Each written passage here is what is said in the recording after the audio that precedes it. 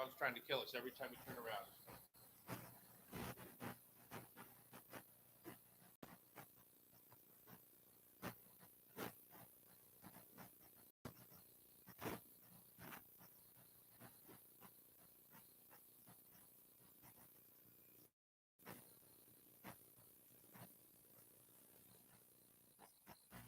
Check 1 2.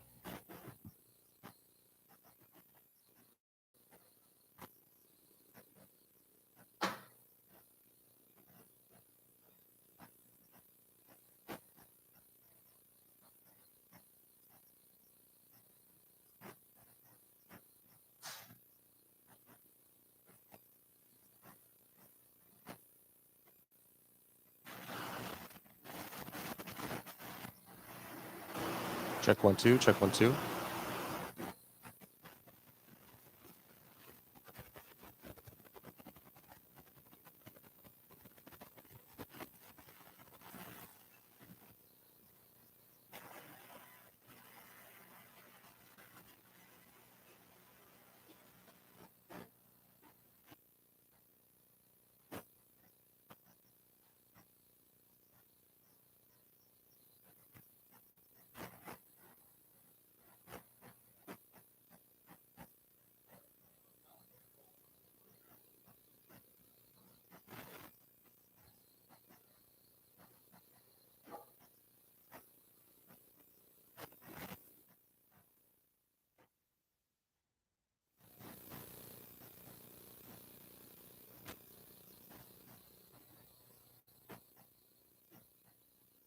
Check 1 2. Check 1 2.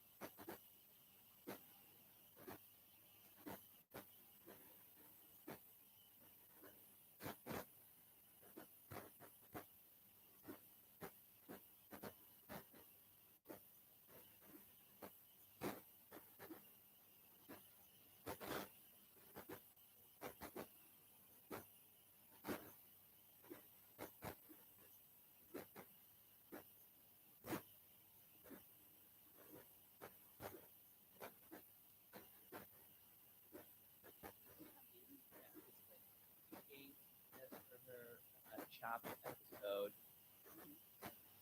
And she used to be at Feathers. Oh, that's awesome. So if we could, I think it's a good enough story to spend time on, and then how all of that led her to helping the Yeah, nutrition services. That's a great department. story. It really is, because they've been drilling down to the school level with the groups that go there to get the right food for that population, which I think is Yeah, an that enormous is interesting. achievement. Super interesting. Especially, and I don't know how they have changed the central commissary to do that, Yeah. How do they make that work?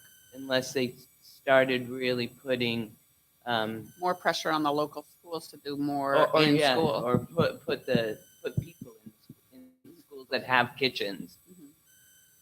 What does that mean? Watch your head. We always hit our head on it. Oh, Well, okay. Pam thought I does was because she's supposed super Am I tall. supposed to watch my head over here? What? No, there's no. Pam does. She's super tall. It never gets in my way. But, It's just precariously right. Okay. Cool. she is 6'3". What is your desired height and what are you? You always embellish just a little bit. 5'8". There you go. I don't say 6 feet anymore.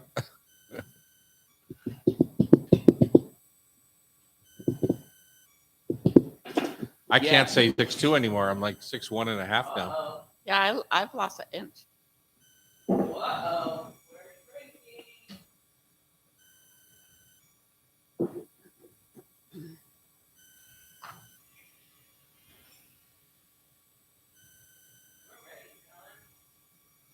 Hi, YouTubers. This is Terry Rotaro's chef and the chef replacement for Jackie Cross. I should have worn a hat. Should have worn a hat. What were you thinking? Not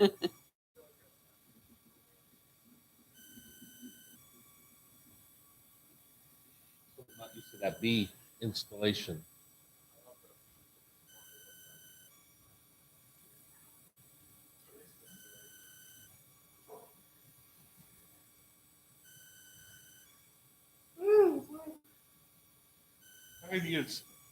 I was going to have breakfast at Lola, and then it was too busy.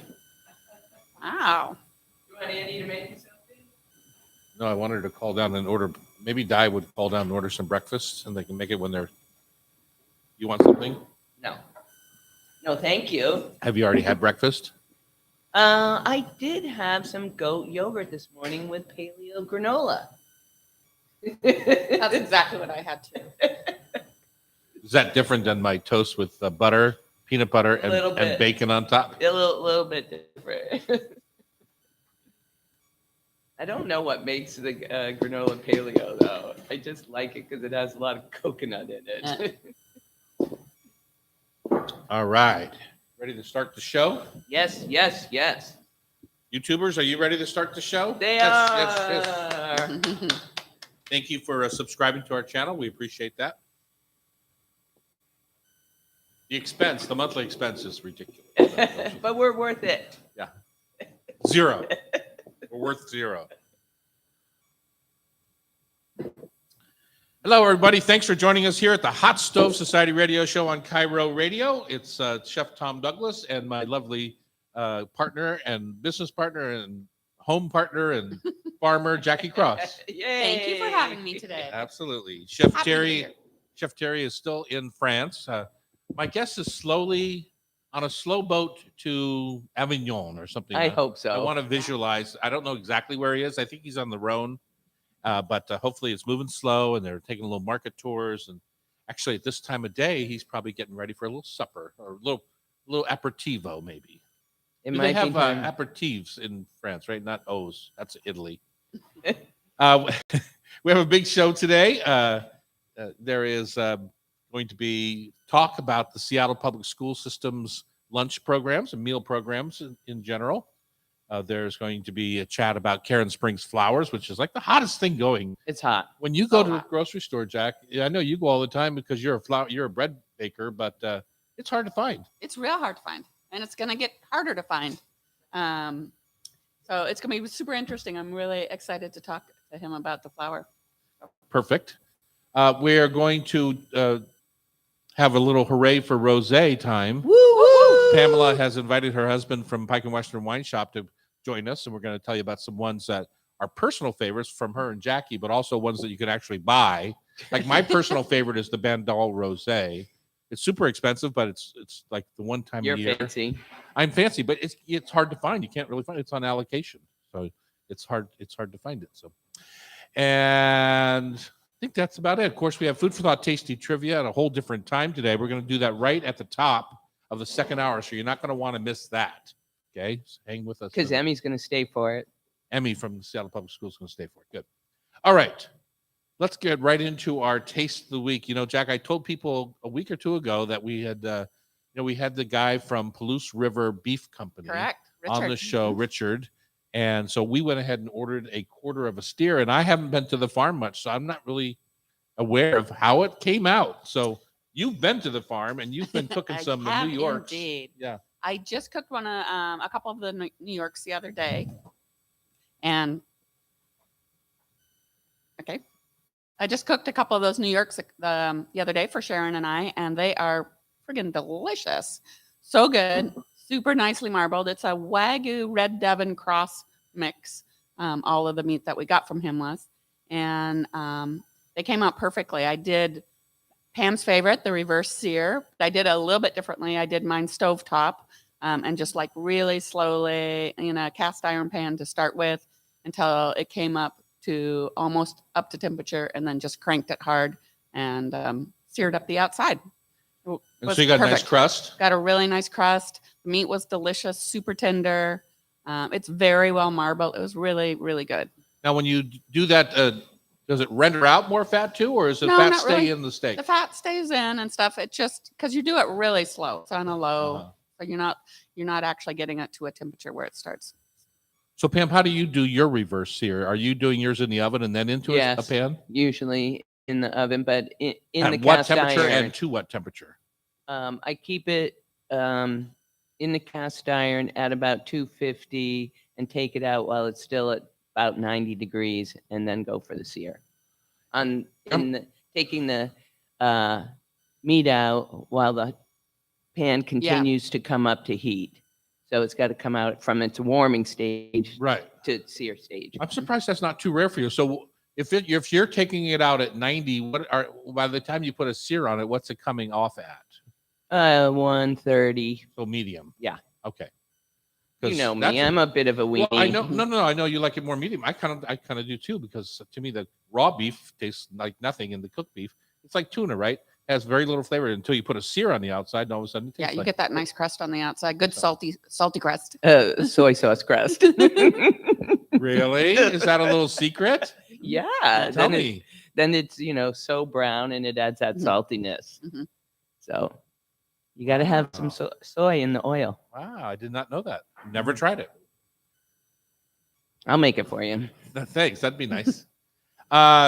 So any other tricks for you, Jack? For steak, I like mine pretty plain. I do just salt and pepper, a heavy crust of salt and pepper, and then maybe top it with just a small pat of butter when it comes out. Lovely.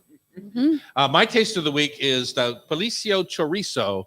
If you watch King 5 television, they have a show called Evening, and I still want to call it Evening Magazine after all these years. That hasn't been Evening Magazine for at least 10 years, but I still, even though I do it every month, I still want to call it that.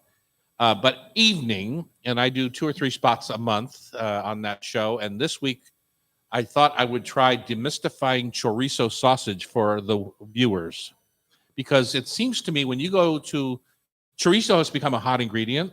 So in turn, everyone's making it, right? Everyone's trying to jump on the bandwagon. And there's 2 major kinds of chorizo that I have seen. One is the kind of dry cured chorizo that is sometimes smoked, sometimes not, but it's the kind of chorizo you pull out of the package and you can eat it right out of the package. Coro, which is more similar to like a salami kind of thing. Yeah. Coro from here in town makes a pepperoni style, or makes a chorizo that's sliced. I had the one from Olympic Provisions, which is more like a hot dog chorizo. I think you had a bite of that yesterday, if I'm not mistaken. And then I had the Spanish version, which is classic. What I had in Barcelona when I fell in love with chorizo was in Barcelona at a tapas bar, where it's just like Jackie just said, it's a sliced thin salami. Then I had the Mexican style versions of the ground meat or minced meat, and the one from Uli's Sausage, who makes a link, but a fresh link has to be cooked. What makes them chorizo across all those different? Is it just It's the usually seasoning? the Piedmontone. It's and garlic. There's very little other ingredients in there.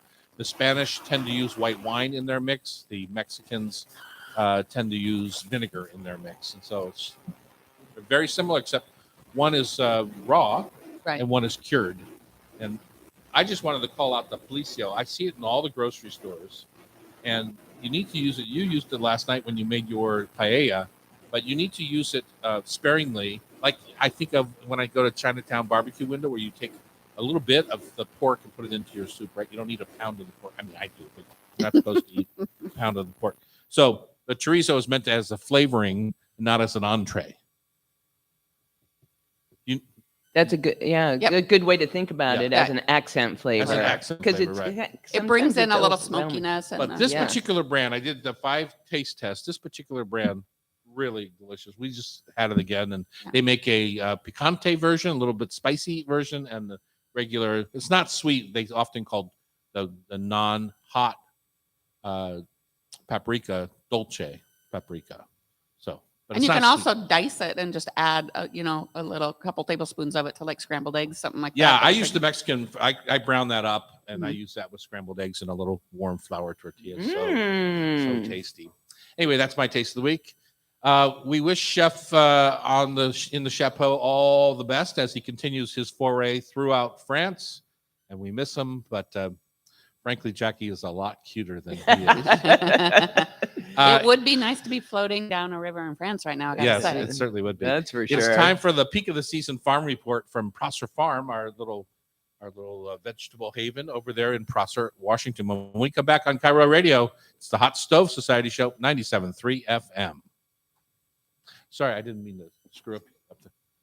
I like this. I personally like the sound much better when we're like right up Really? into it. Yeah. I can't see because it's so high. I can't see Well, Liam or anything. It's like, You know whose fault that is, Sean? Yeah, let's blame it on Sean McFadden.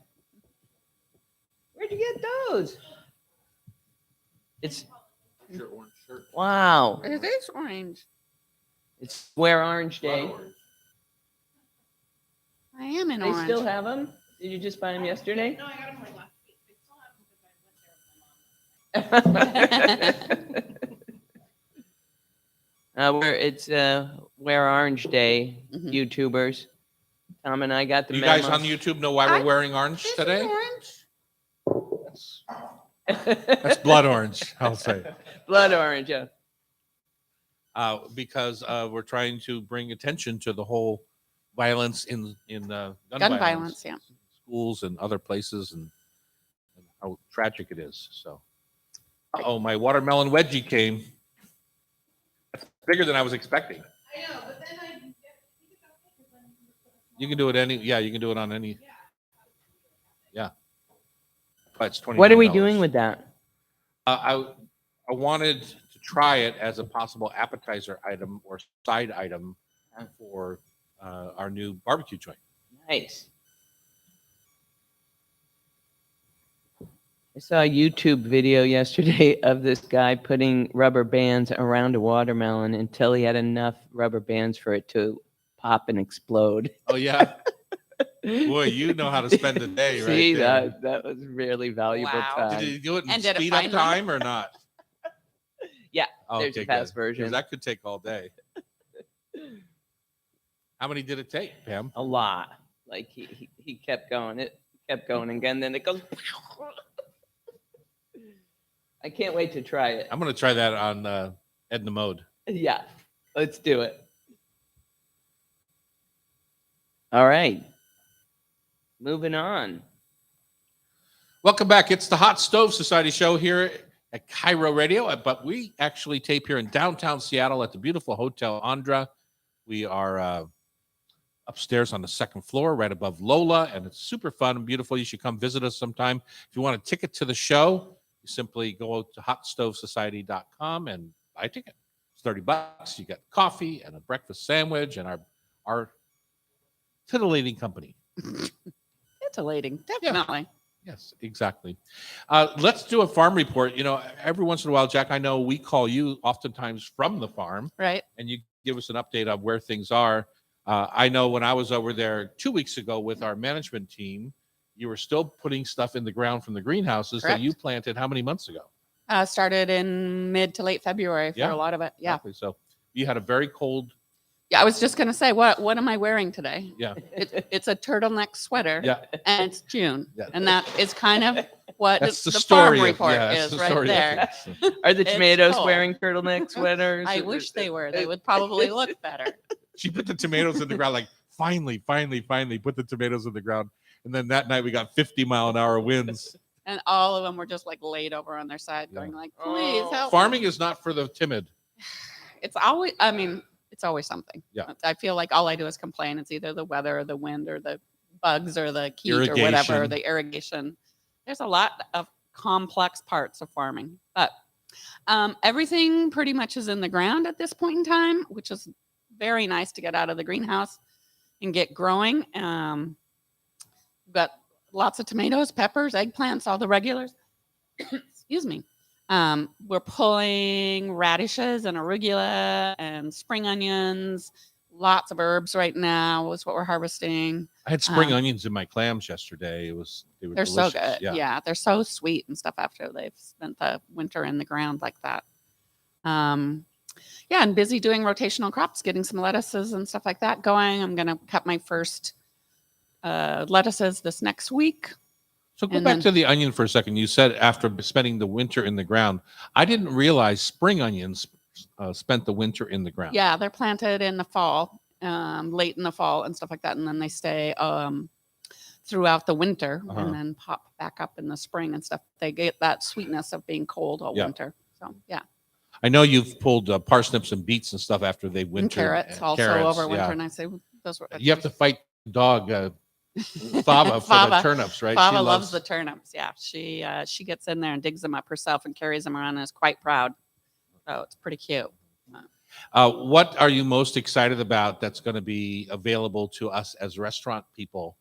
Well, I'm coming trying up. for the first time in about 3 or 4 years. I'm trying sweet potatoes again, and I have a different variety that should be super fun. I think so. I'm excited to see.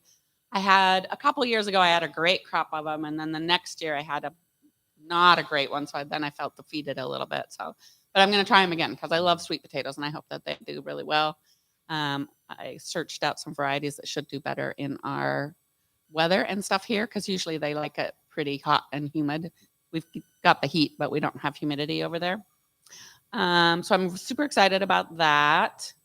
I am still doing some trial work for Row 7, which is a seed company based out of New York City, and they send seeds out to different farmers to try them across the country and then report back on how their seeds germinate and how they do in different climates. So I'm trialing some peppers and some onions for them this year, which is always kind of fun to be part of a bigger project a little bit.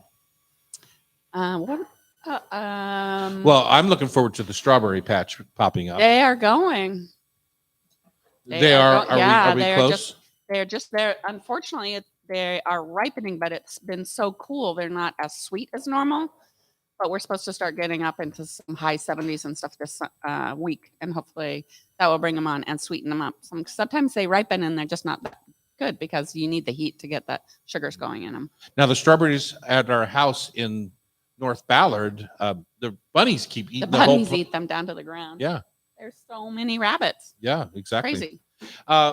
Tell me about, well, one of the things that's cool about having Prosser Farm that I never really thought about before we started it is you don't really horse trade with your neighbors so much, but a little bit. And A you little find bit. neighbors that grow specialty items like Yeah. they're getting Connie Crawford's asparagus right Asparagus. now, which has been super delicious. Yeah, super delicious.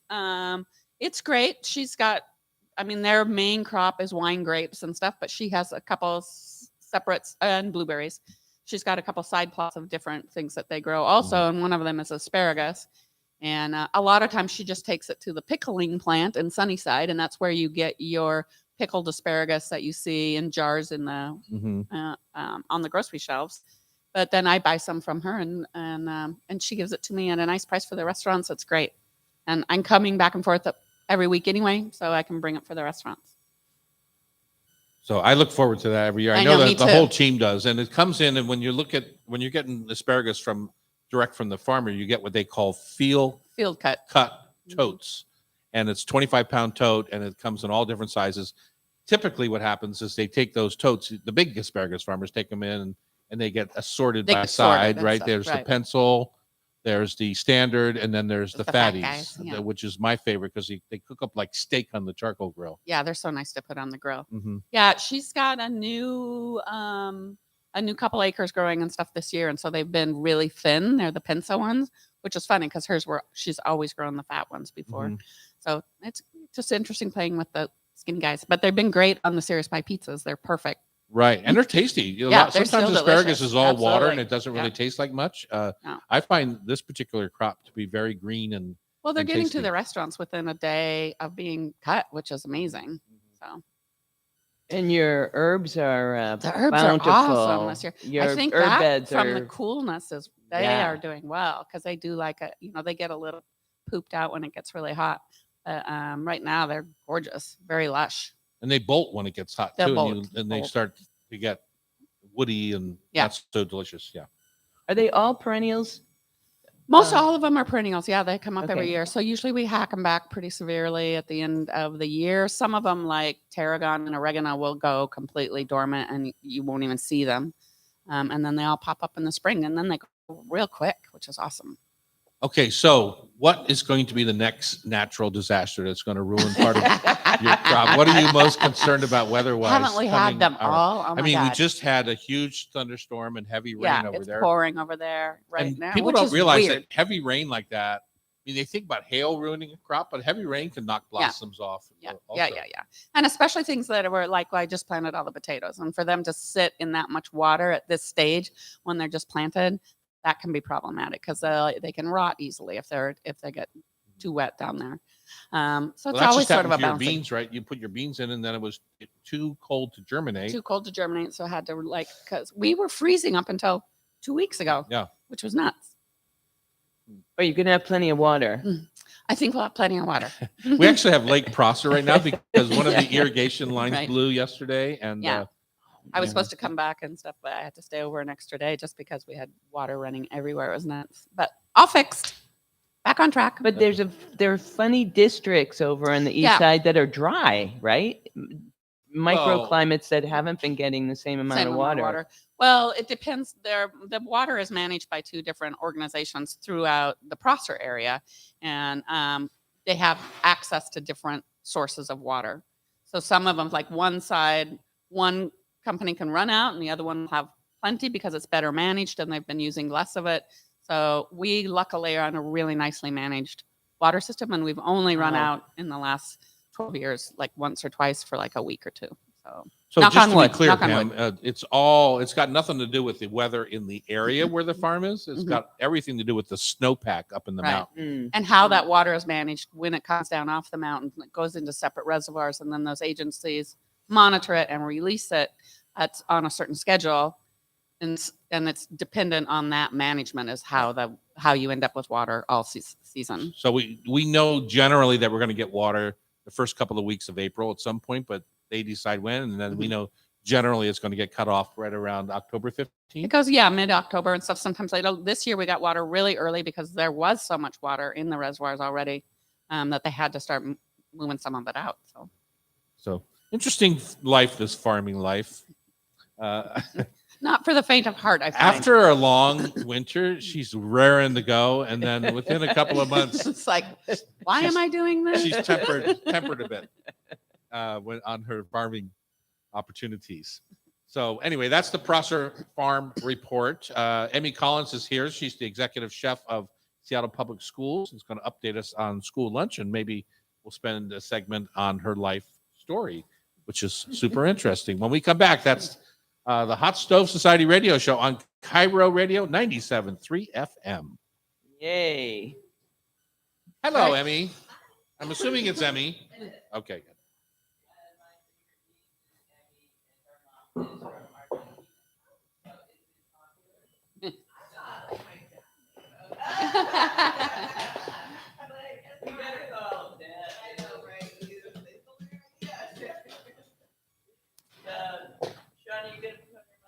Hey, Edna, would you bring out the watermelon, please?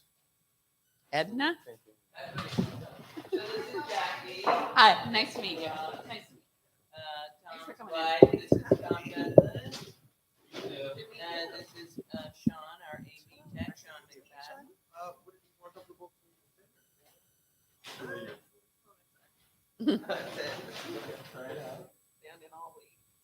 Okay. Edna? Pretty close to the Yeah, microphone. I would throw that at him. 3 inches, so. Okay. Okay. That's your Stay here. cutest little boy ever. Okay, cool. Oh, that's perfect. That is cute. He keeps wanting to buy me glasses. I wish your eyesight would go so we could So I finish the used deal. the hat to fix my hair today. Trying to hide it, but it's okay. But you got beautiful eyes. Thank you. It's a little distractive. Well, thank you so much. I read different bios. Yeah. And one said executive chef, one said regional chef. I don't know. What title do you like? Executive, district Yeah. executive chef. District Yeah. Executive. So that's a combination of both. I Yeah. guess. That's what it is. Aaron, so Aaron is nutrition services. Yeah, so we changed it to culinary services this year. Okay. And he's the director of culinary services. Yeah. Do you feel like you've got enough background to just really dig in and get Well, any I want, story out of I her? don't want, I want to get her to tell us her background. All that. Yeah. So we're going to focus on your story for the Okay. first segment, and the second segment we're going to focus on what's Cool. being served and the why and where you hope it's going to go from where it is. Good. All right. We tried Much better than we did. We tried and We tried. didn't quite work out. Trying. Yeah, because you guys worked with, I think it was Lindsay that was there before me, right? I think she- Wendy Ware was. Okay, the- she was the director, she right? was the Okay. director. Yeah. She was the one that hired us. Yeah. Is she still working? No, Well, hired I us. think We she- donated our time. Well, yeah, we donated our time. She hired, she got a grant Uh, that funded the food expense that we did in the school. Right. Basically, they didn't pay us. Yeah, yeah. She is the director for Bellevue, I think. Oh, Now. Yeah. I knew. Yeah. But today it's about you. They probably have a better budget than. Probably. I'm sure.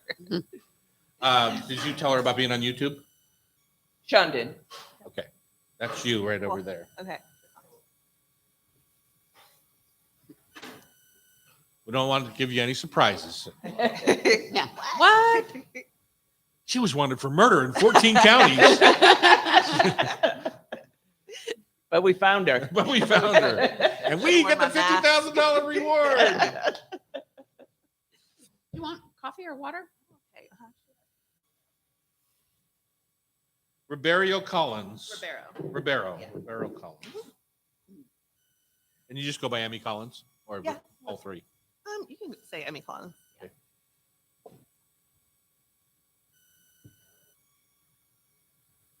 Welcome back. It's the Hot Stove Society show. We're hosted today by the none other than Jackie Cross, Happy to be here. Thank you. Crosser Farm farmer in chief, also owner of 50% owner of our. Oh, not anymore. We gave away some of our business know, we didn't we? Shoot. With our daughter, owner of this lovely Those restaurant. kids group. get everything. Darn it.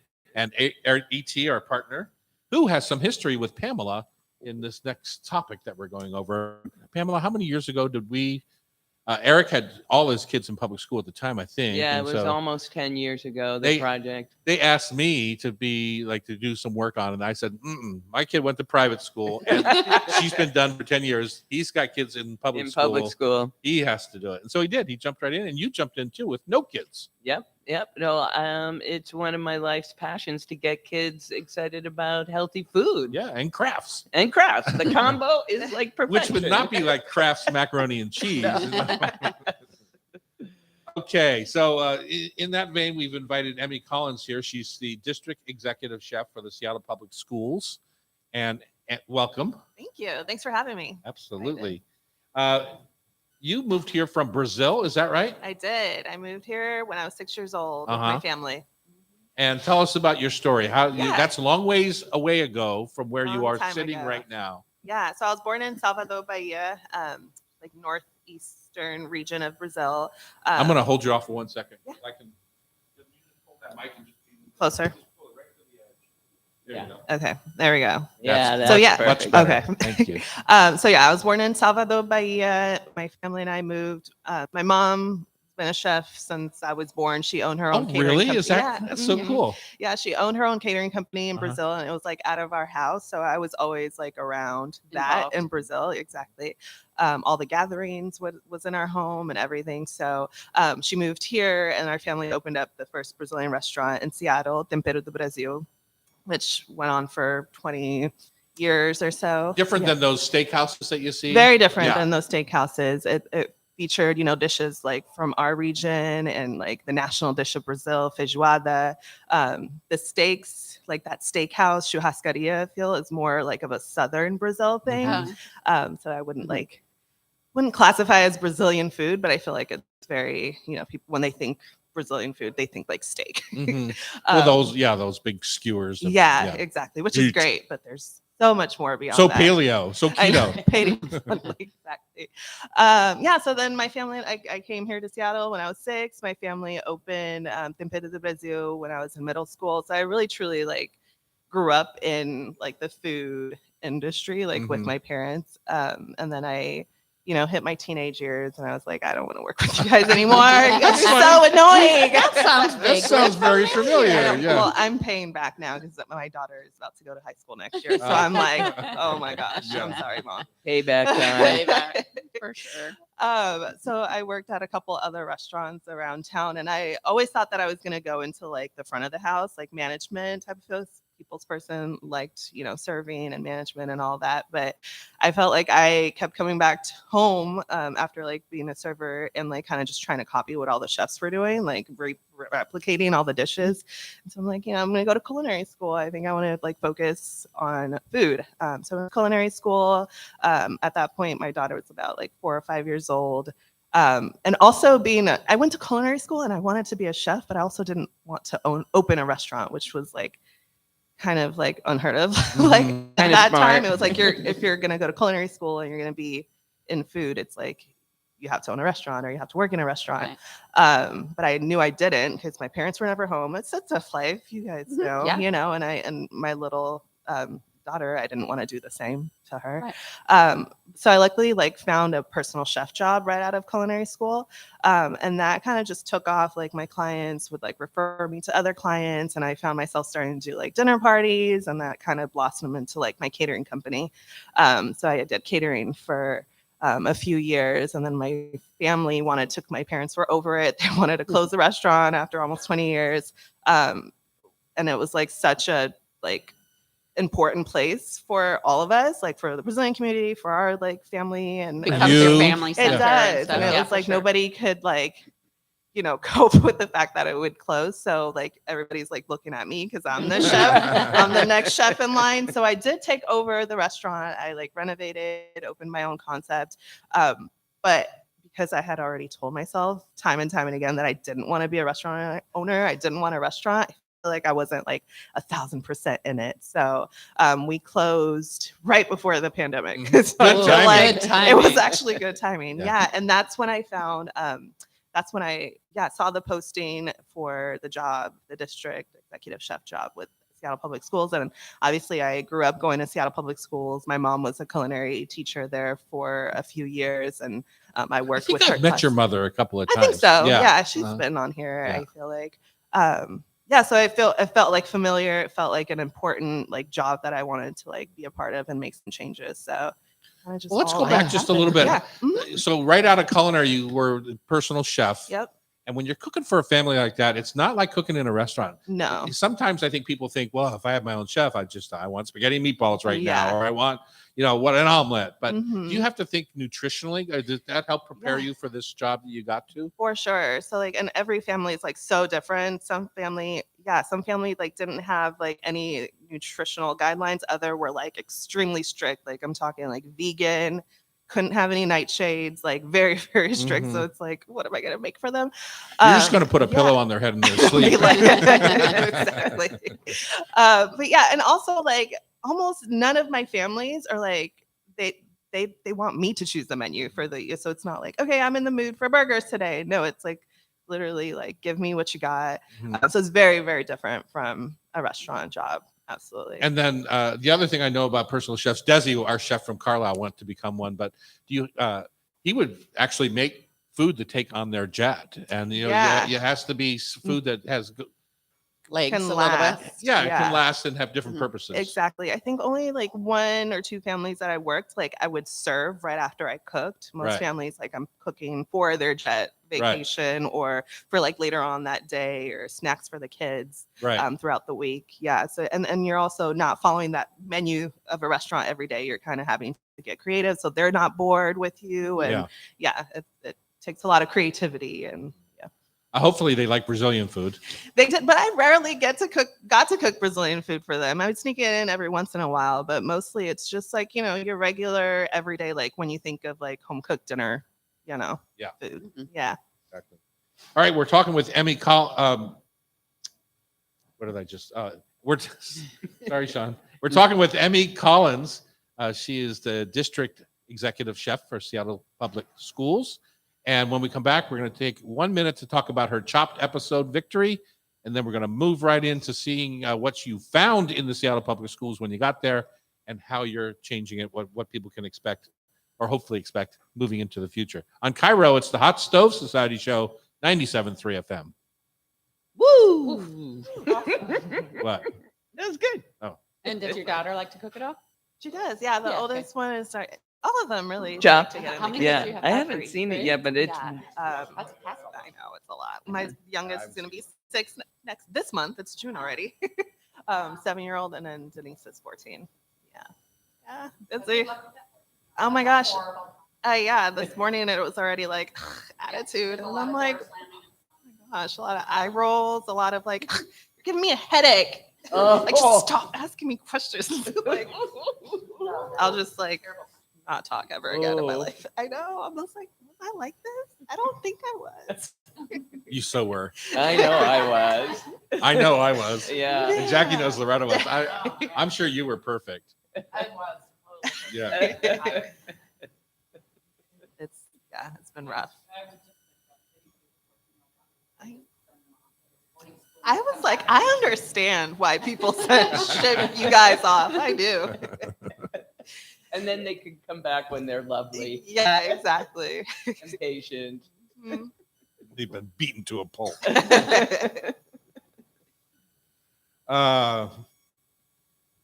Now, on the other hand, when you have grandchildren like Jackie and I now have, grandson Hercules, It's been a lot Uh, better.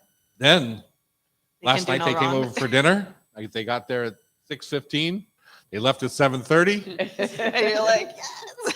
You had the perfect dose of Rory. He was in a mood last night. Yeah, he's Aw. not having it. But How old is he? darn, he's cute. He just turned 1. Well, he's like, yeah, Oh, he's 15 months. 15 months. Yeah. Aw. Yeah, if 15 months is anything related to what he's going to be like when he's 12, we're in serious trouble. He's a mover. Okay, here we go. And we're back in the Hot Stove Society kitchen. I'm joined by Jackie Cross, my wife and business partner. Chef Terry is still in France, floating down a river somewhere, and hopefully making delicious food for his guests. And then in our studio right here, Emme Collins is here. She's the district executive chef for the Seattle Public School System. Emme, we heard a little bit about you. People want to know about your Chopped episode. Yes, Did you kick some butt? I did. Spoiler alert. Uh-oh. I did. Has it not been shown yet? It has. Oh, but for those who haven't seen it, yes, Chop Champion. It was so much fun. Was I'm it? like, it was. Where do you film it? We filmed out in Jersey. Uh-huh. Yeah. We Just filmed show in- that to your daughter. Say, hey, I who's know, cool now? Exactly. Yeah. They actually got to watch it at school. So Uh-huh. she was, Oh, that's her teacher awesome. put it on for them. So she was super proud. I was like, okay, cool, mom. Yeah. Points. Exactly. It was so fun. I feel like I definitely love like competition, like in the kitchen. The only competition I've ever entered was Iron Chef. Yeah. Yeah. Oh So, my gosh. and And then it's coming they back. want me to do it again. I said, well, I won the first time. Why should I do Why don't you? Why would I risk it? Exactly. Losing my title. Yeah, exactly. And they keep playing it, so I'm like 100-0. It's like I keep winning every time. Let's talk about what you found when you took over at your part of the Seattle Public School Yeah. situation, and what you found. Kind of explain what is the job? What does that Yeah. mean? So I'm the executive chef. My job is to really create all the menus for like all over 100 sites that we have. I procure the items, try to find vendors. Yeah. So anything to do with like Crazy. the food, like the That's decision big. maker of like what the kids are eating is me. It's huge. Yeah. So how many Yeah. meals a day does that represent? Oh my gosh, I think now we're up to like around 30,000 meals a day. Through pandemic, it was like even more. We were putting out a lot of food because it was for the community, Right. and not just students. So yeah, we put out a lot of food. We feed a lot of kids, and a lot of these kids, like this is their only meal that they have for the day. Right. Yeah. So it's very, very important. I mean, we hear that. We hear that, and I think people brush that off sometimes. Yeah. Is it really true? It is really true. Uh-huh. You know, we work with different organizations, youth that don't like are living in shelters, don't have a home. So it's real. It's like true life out there for some of them. For some of them, this is like the only like nutritious food Right. that they can, fresh fruit and veggies. Like they don't have access to that when they leave school. So what have you've been there 2 years now? Yeah, almost 3 actually in September. So what did you find when you got there? What did you? Yeah. What was on your things? I've got to do this Institute. right away. I've I got to know. do this right away. Yeah. So the district chef position, this is the first time that they've had a chef at Seattle Mhm. Public Schools. Aaron Smith, the director of culinary services, created the position. So when he came on board, things were kind of moving towards like pre-packed food for the kids, more packaged food, Like Lunchable kind of pre-packed stuff. like that, as well as like kind of TV dinners where like Uh-huh. everything was like just like frozen, pre-packed, and like sent off to the schools. So a lot of the schools were being back in the day, it was like they had cooking kitchens. They Right. actually cooked in the schools, and There were lunch ladies that cook yeah. real food. exactly. But like over the years, that kind of moved towards just like a reheating kitchen and like more pre-packed items. So that's what Aaron found when he came in, and he's pretty new too. He was only there a year before I got there. So when I got there, he was already, converting everything back into like a cooking kitchen, and he had a plan and a vision to bring more culturally relevant food, more scratch made items from our central kitchen. So he's the one who's really like set that plan and that goal out for Seattle Public Schools. So when I came on board, I had a list of to-dos to kind of like put that to work, which we've been trying to do. And then the pandemic happened. So Yeah. yeah. And what's your favorite accomplishment so far? I mean, what have you seen that you thought of, and it's actually in Yeah. production now? Oh my gosh, there's actually been so many things that I've been able to do. See, I find that hard to believe. It. You always think about these bureaucratic systems, I like know. the school system, Yeah. that would be really It- difficult. It is very difficult, but I try to think of like the small wins, like there's always it's over 100 sites. We're serving like thousands and thousands of meals a day. Like we're not going to get it right every time. It's kind of hard to make sure that everybody's following what I'm Mhm. putting into place. So I try to kind of like just go for the small wins. I mean, during the pandemic, we were actually really successful, while most districts like in the nation really were kind of going into like providing just like boxes of like groceries and just like pre-packed food for people. I took that as an opportunity to like test out like our recipes, like globally relevant recipes and scratch made items, because it was it's easier to do when everything was coming out of the central kitchen, as opposed to like having to train all our staff and making sure everything, when school is in session to do that. We were able to get injera on the menu, injera with like the lentil stew, which I think is the first time that's ever And been Jared, put- the bread, the Ethiopian, bread. Yeah. So like we did yeah. the full Ethiopian meal with like a lentil stew that they have.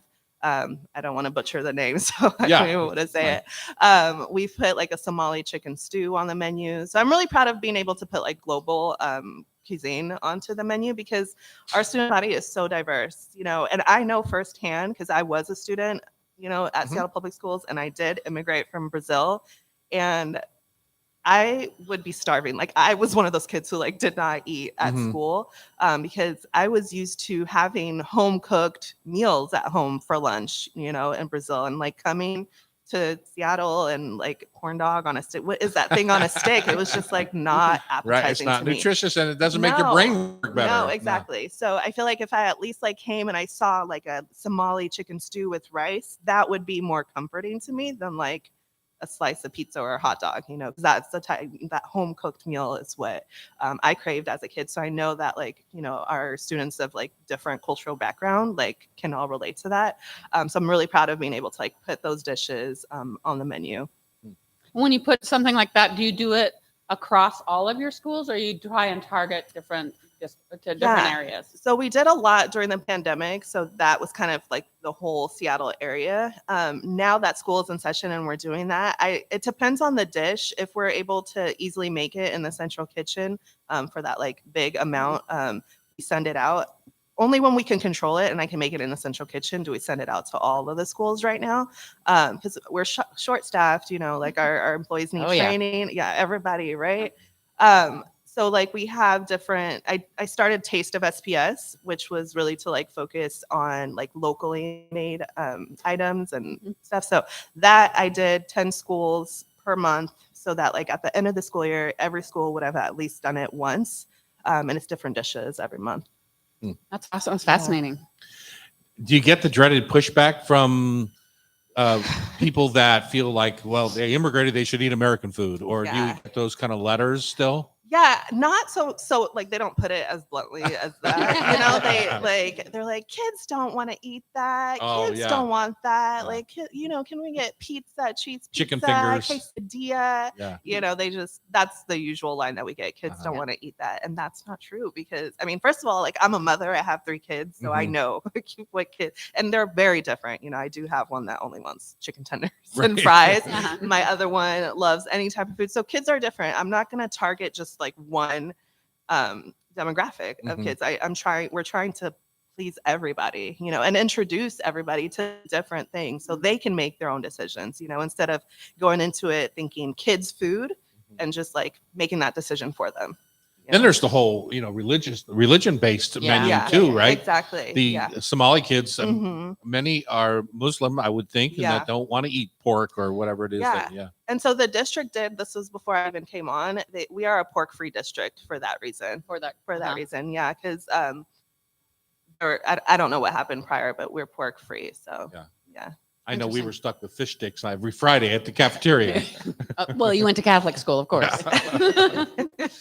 Oh, well, it's such fun to see. I know it's fascinating. Good for you. I'm excited for you and what you can do. It's so important to kids to be able to they'll understand and be more tolerant. I think of kids from other places having their food is just one of those baselines that like the common ground, which is awesome. Connect over it. Emme, Pamela has twisted your arm to stay for Food for Thought Tasty Trivia, I understand, as we move into the next hour.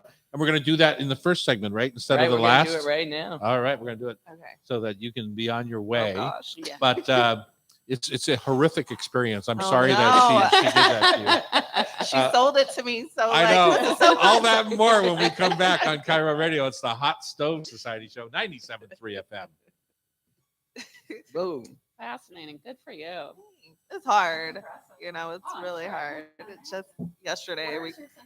It's in Soto. Yeah, not too far from here. Yeah. Right by the right across from the post office, right? Yeah, Isn't that exactly. big building there? It's, I don't know. We have like all of our equipment is broken. Everything is terrible. We're renovating it though, so like thankfully we're gonna get like a full new, like a bunch of new equipment and stuff. Yeah. Can you hang out in time for all that?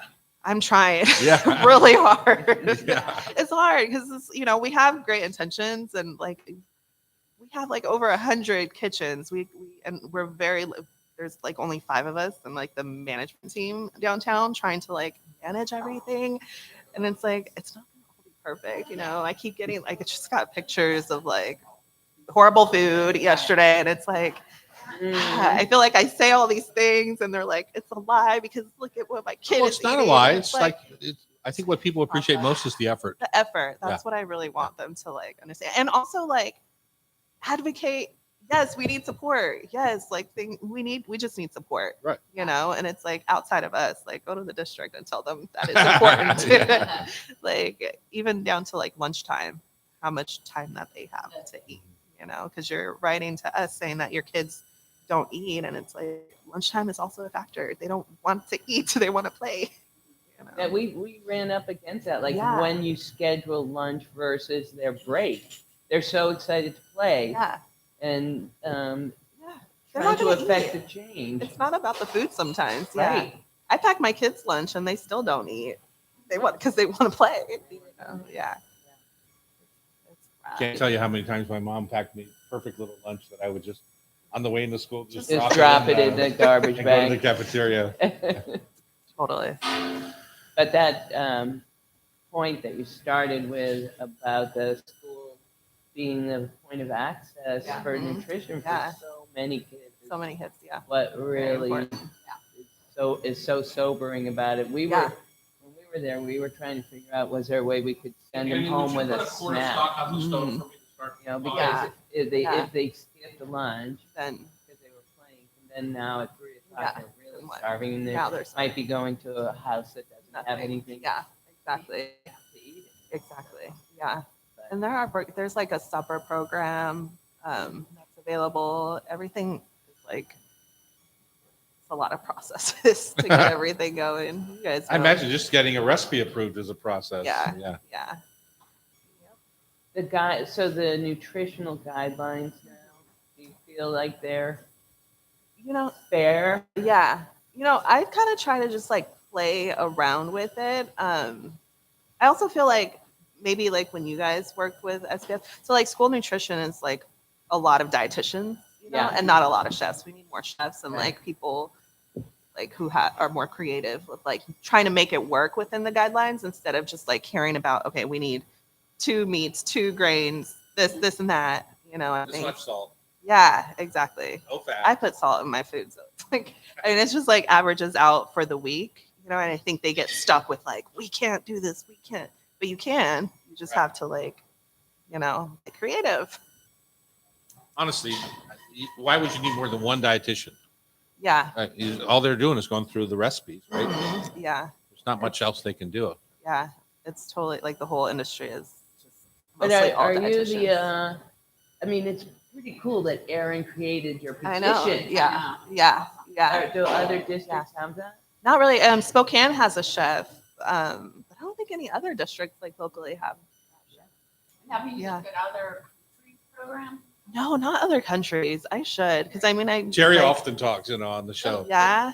About About after their morning classes, he goes for a 3-course lunch at home, and then he And then comes back. lunch is at home. Yeah. Although like we either have morning class or night class. Oh, you didn't So have both? you choose one or the other. Yeah. And so you're home for lunch. And that's like a big meal and that's like home cooked. So that's why I was like, what is this? And so, what was the What is dish? this corn What was the dog? dish you said that was this family specialty that you didn't bring Oh, for us fish. to taste? I know. Feijoada. Like the stew. Yeah. It's a stew. Yeah. Like a bean and like meat, like smoked meat, like Mhm. pork and beef. Yeah. Yeah. Next time. No breakfast. Oh, you need some breakfast. Feijoada. Feijoada for breakfast. All right, here we go. Pam, I think since we have such a short window, I'm going to do the recap of the second hour after this segment. Great.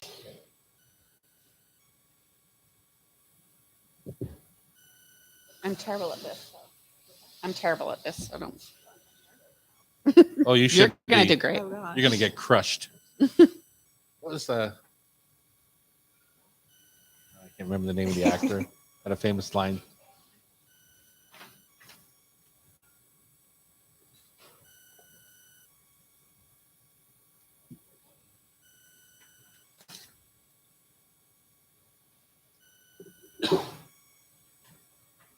All right, here we go. We're back in the hot stove kitchen here on Cairo Radio. I'm Tom Douglas. I'm Jackie Cross. Happy to be here. Thank you. You look much cuter than Terry Rotero, the chef in the No, chef. that's not true. Terry is very I think cute. he's manning the oars on his boat down the rivers of the Rhone River in France, and seeing his mother also. Emme Collins has stayed with us as district chef for the Seattle Public Schools, and you are willing to submit yourself to our Food for Thought Tasty Trivia Challenge, brought to you by proudly by our line of Rub with Love spice blends and sauces. Their usefulness is incomparable. They make every meal taste delicious. Look for them at Town and Country Markets or QFC. South Sound, please visit the Pacific Northwest Shop in Tacoma, Far West Sports in Fife, or AA Meats in Lakewood. They're all over the place. Of course, you can find them online too. Just look for Rub with Love anywhere you go. Pamela, we're going to play some trivia. Yes. Do you know how to do it at this segment of the show? Yes. Or, It's a little confusing because I'm going to anoint Emme the winner even before we play. So the Wait a minute. I just told her we were going to crush her in the break. So each of my unwilling contestants is getting 5 questions based on one of my favorite books, Deborah Madison's Vegetable Literacy, in honor of my favorite farmer, Jackie Cross. Dun, dun, dun. Dun, dun, It's going to be dun. really embarrassing when I fail this, isn't it? All right, Emme, we're starting with you. Okay. Are the feathery carrot tops edible? Yes. Yay! See, I told you she was going to I win. thought you were going to make it hard. So. What? Number 2. What do we call finocchio, the cousin of carrots and celery in America? Is it me still? Yeah, Is 5 it questions in a row. Yeah. fennel? Yes. Okay. Fennel, Don't know she why I said said it. that like that. She thought you said Pinocchio, and we call him in the States a liar, a nose grower. Number 3. What is the name of the spice that is the seed of the cilantro plant? Coriander. Yeah. Ooh, Tom, I'm doing Screaming. good. You are killing this. Killing You are it. killing this. Is it true? I made this one for Jackie, but it's in yours. Uh-oh. Is it true that the stems of lovage are hollow and make great straws for Bloody Marys? Dang, I don't know that, but I'm gonna say yes. Yes. Who could make that up? The specific. hollow straws of lovage. What is the defining characteristic of most of the stems in the mint family? Oh my goodness. Wow, The that's a defining- hard one. That's, That is a that's hard- a hard one. That's very They're hard. brown? I don't. don't know. Pick another shape. Another shade or another shape? Shape. Square? Yes. Yay. Are they?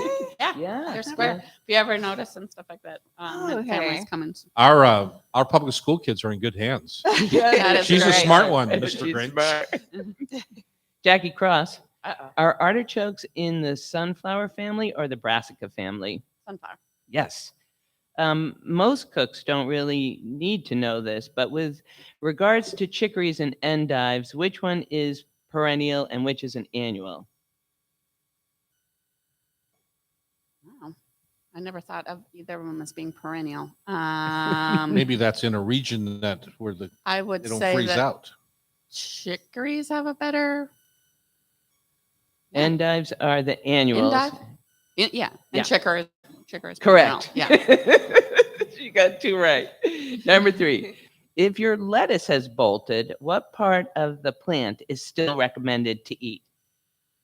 You can eat the outside leaves, just Yep. not the center And this recommends the stalk and the stalk, and the stalk. just not the 3 correct. I tell you, I can't imagine why I lose with you making the questions every week. Number 4, French settlers brought the Brussels sprouts to the United States. What state did they first plant them in? Pennsylvania.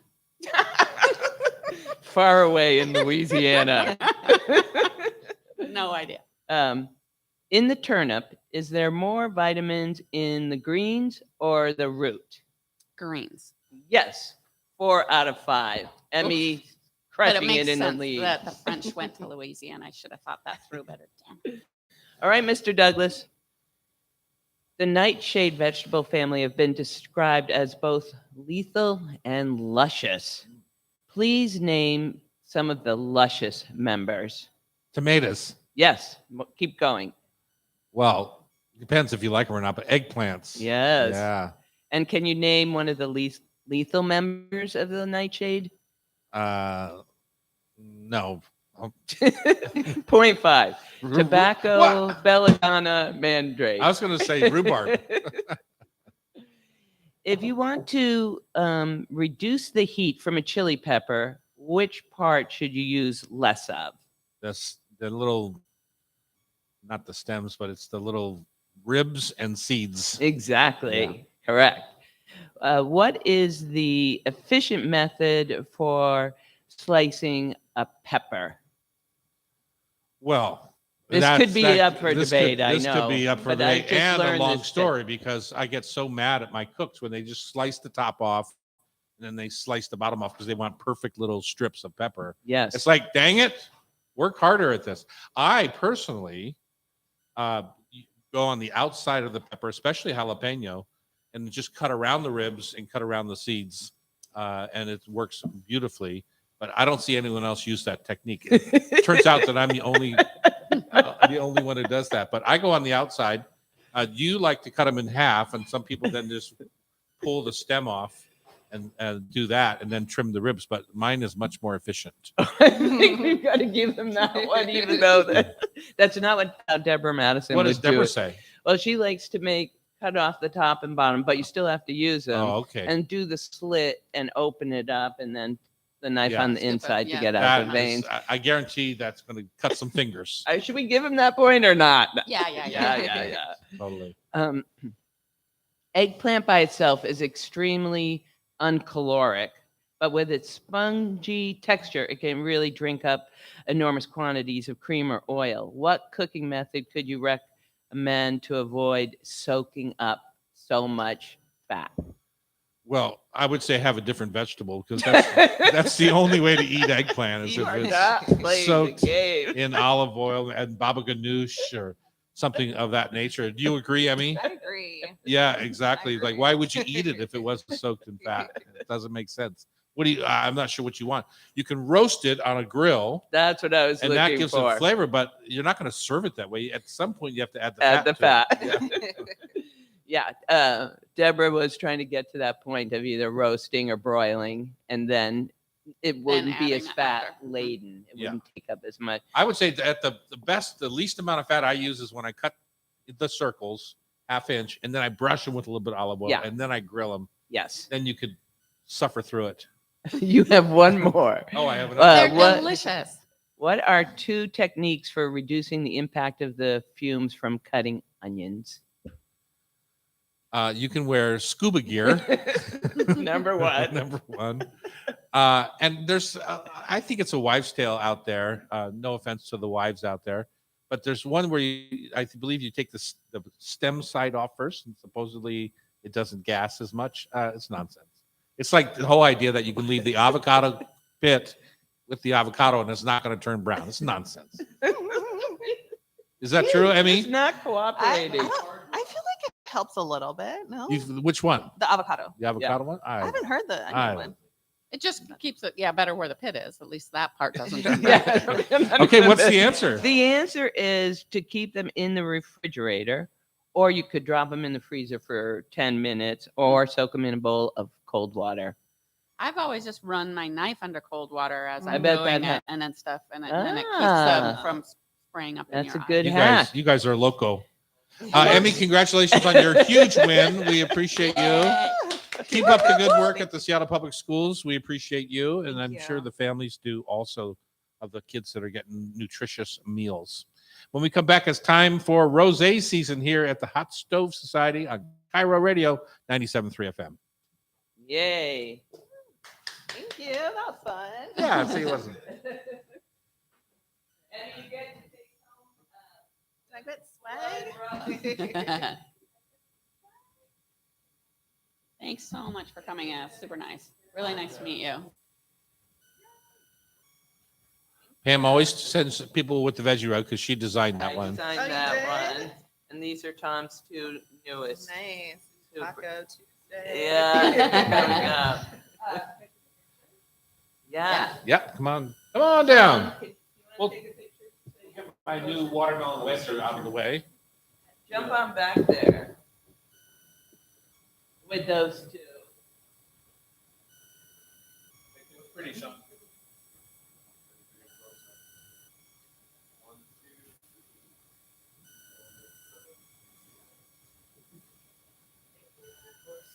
Why is that? All the technology in the world and Instagram can't. I know. What is that all about? Yeah, there's a format more going on. Yay! Thank you. Nice to meet you. Michael Tier, here's your number. Oh, sweet. Is that so? This. I think we're ready, right? That's so not what I was intended when I said that. I just. First, you thought we were going to be talking about roses. I did. He I goes, said, why are we talking about roses? What? You know, rosé needs an accent. A gu. But I totally did. I totally could not figure it out. Jackie finally said, it's rosé, jerk.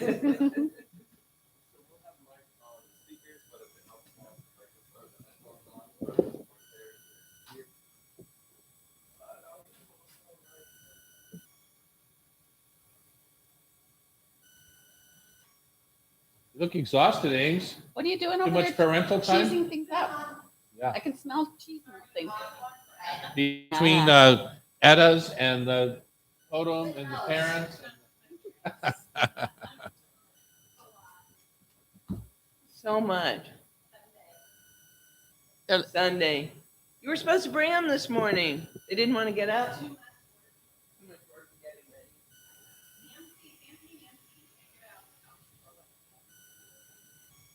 Yeah.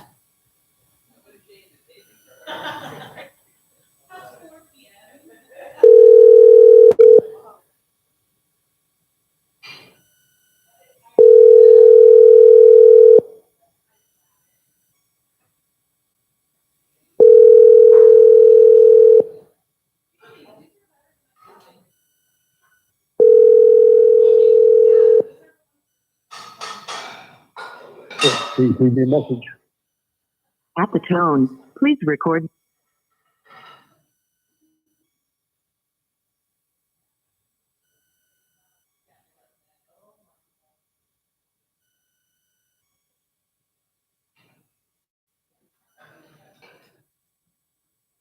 That Mike, is he on? Okay, we're going without Mike. You didn't pick up.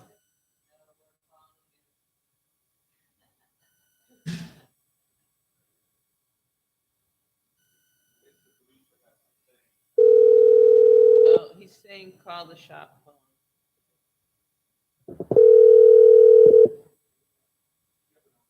Yeah, I gotta. I actually have to look it up.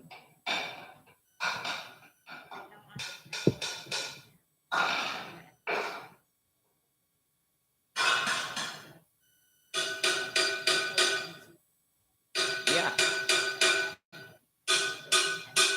Yeah. Yeah. Yeah. I'm gonna put him on payroll. Yeah. So.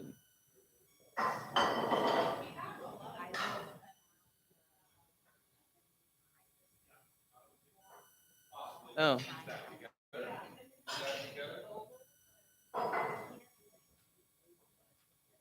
I think she's gonna want to onboard him.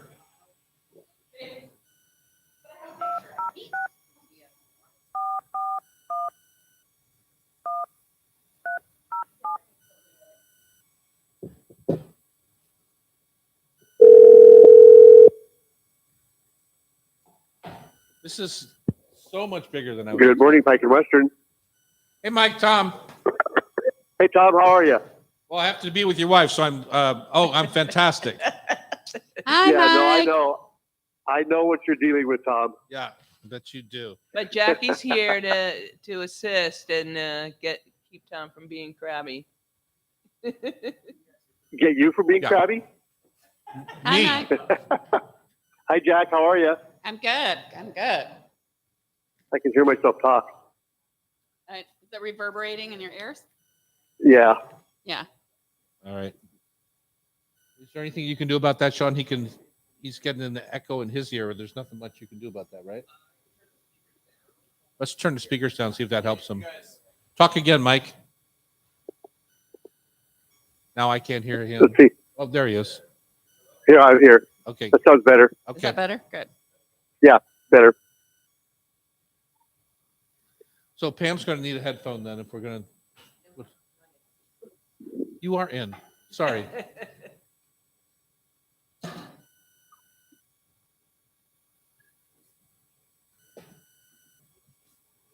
Hi, Mike. Hi, Pam. How are you today? I'm fantastic. I just had half of a general, what do they call it? General purpose donut.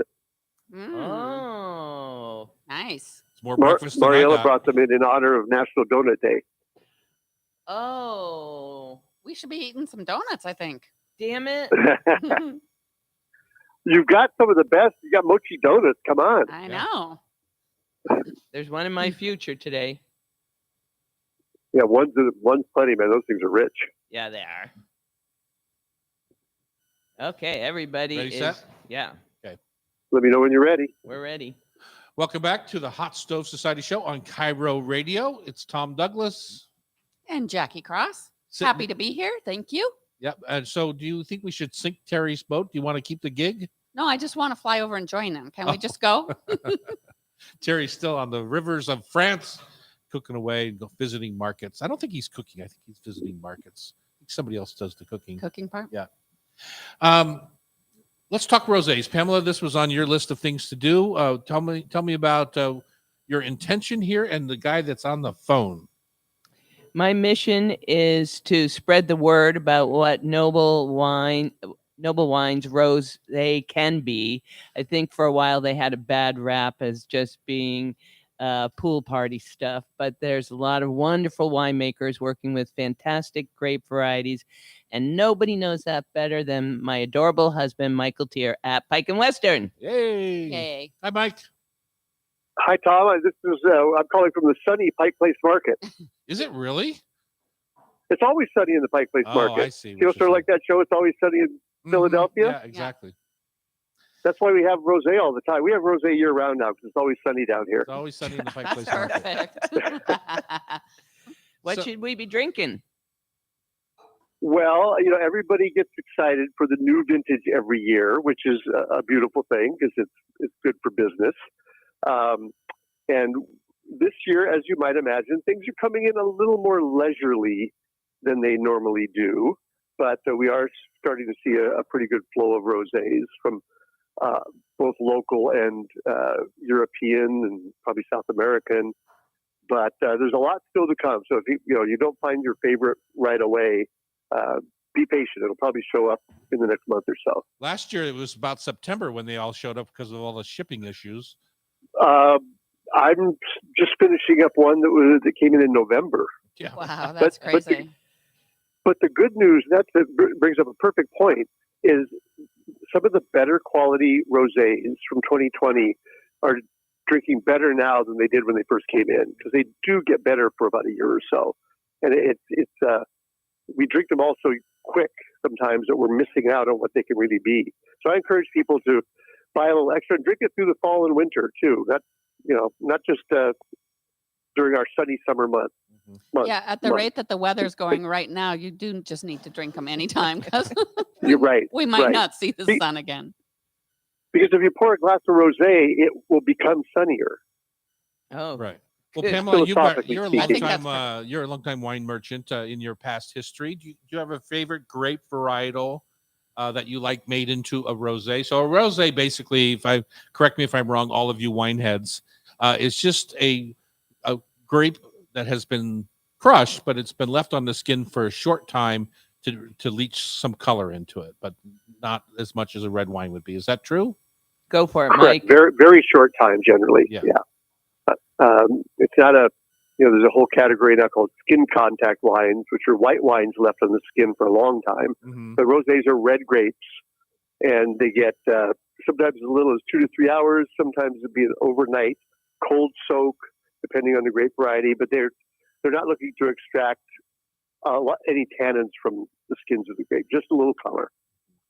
And the most widely used red grape is what in the world? Well, it's getting more diverse, but I'd have to say, if I haven't looked up statistics, but I would guess Grenache is probably one of the top, if not the top, used grape for rosé. Grenache is grown around the world. It's the main grape of southern France. So there's a lot of Grenache rosé. You see a lot more Grenache rosé than, say, Syrah rosé, because Grenache is more plentiful. But what I have here today is a real variety. There's some Grenache and blends, but I chose things just to highlight some of the different rosés we have available at Pike and Western, and the people could buy around town too. Let's hear it. Well, I'm starting with two local ones that are just out on the market. Two of my favorite small wineries that I deal directly with one and semi-directly with the other. The first one is a small winery called Lobo Hills, and it's run by a wonderful gentleman named Tony Dollar. Yes, that's his real name. And he makes a Cabernet Franc rosé from the Horse Heaven Hills that is just now coming out. And I like it because Cabernet Franc is not a lot of Cabernet Franc rosés. The folks at Chinook have long made one. There's Loire Valley Cabernet Franc rosés, but it's not a big variety for rosés. But it makes a really nice, crunchy, bright red or light red color. It's low in alcohol, 12.5%. Very snappy. He doesn't muck with it much. It gets some time on the leaves. It has a little body.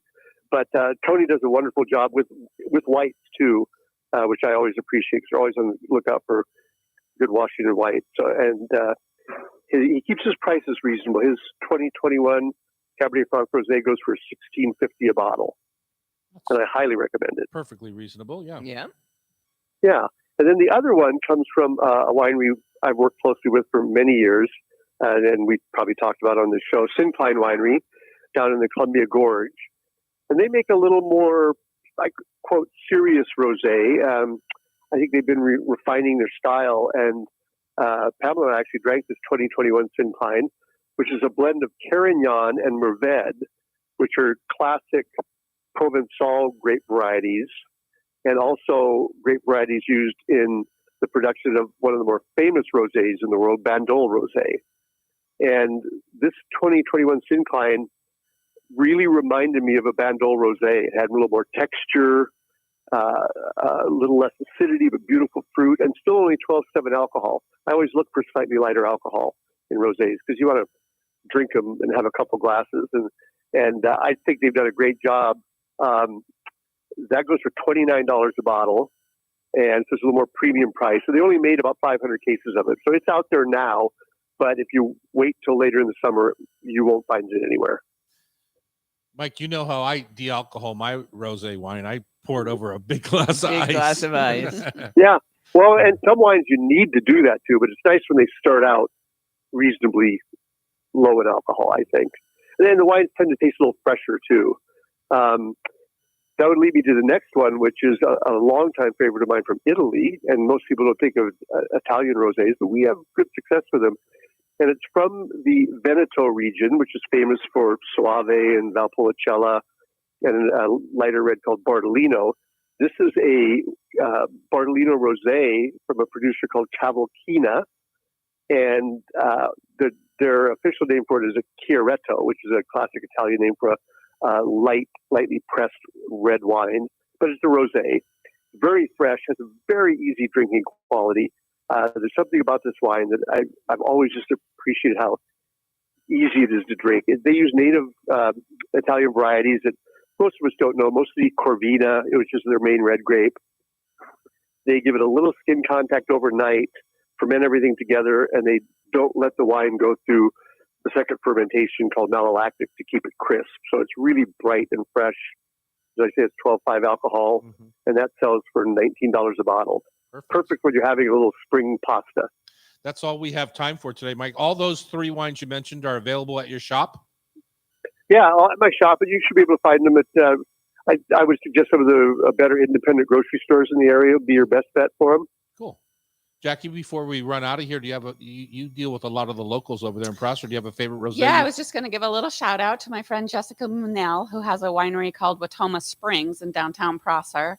And her new rosé, which is a 100% Syrah rosé, I think is quite lovely. And my favorite is the Chinook Cabernet Franc rosé. I drink that every year as a process. Pam, shout out to any particular rosé? I'm loving them all. Loving them all. Just bring out the sun. Let's go. Bring out the sun. All right. Up Well, next.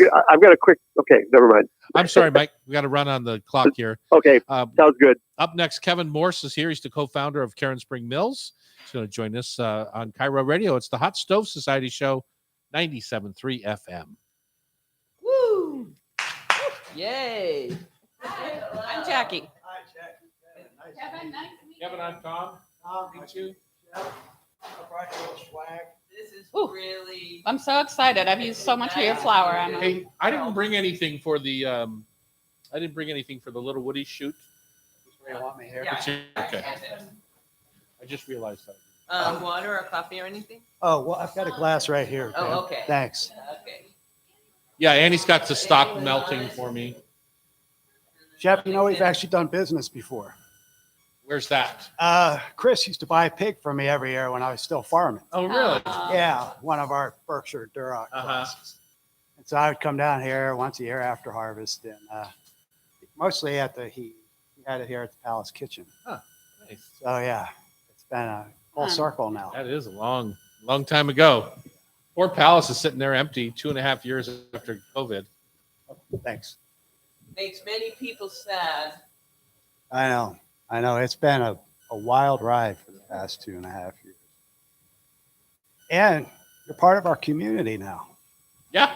Rachel and her new bakery, that could have only happened because of the oven you surplus. Because of the what? The oven? Yeah. Yeah. Yeah, she got the big bread oven from the warehouse. Oh. Which, Rachel with Water Tank Bakery. I helped her find a place right next to the mill. yeah. And so I literally get on the forklift with fresh flour, drive around, put it in her bakery Yeah. once a week. And she's awesome. firing up that oven. I'm going to get it. And that oven was destined for the Sawzall and the dump Yeah. because I couldn't find it's so big and it was very limited. It was a huge gift to us. Yeah. To our And community, not just to Rachel. but just moving it is like 15 grand. Yeah. It's just by the time you move it and put the pipes all back together and it's you remember we did it a couple of times. Yeah. Yeah, they're beasts. We had another one, a TMB that someone had surplus that another baker got, and we had to get a 25,000 pound forklift to move the whole thing. It was crazy. That's a big forklift. Yeah. Well, thank you for having me down today. Absolutely. So when we talk to you, stay tied up to the mic, Okay. and you can sit or stand, your choice. All right, you're good.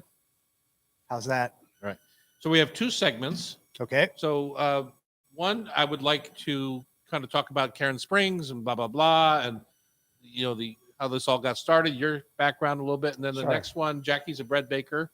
I'd love for her to kind of lead that and talk about the issues that she's having in life. Only the ones related to wheat. Better Willie. Okay. Let's see. Is this in a good spot here where it's going to pick up the Yeah, voice? that's all good. Okay. And Pam, you jump in wherever you want to jump in, as you like to do. I think you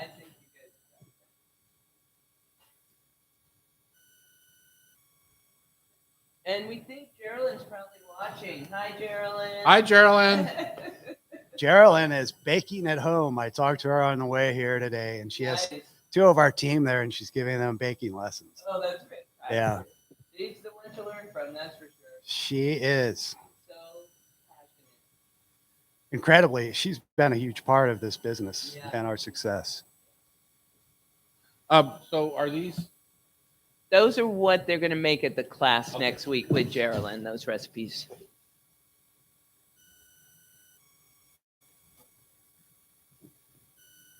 And June.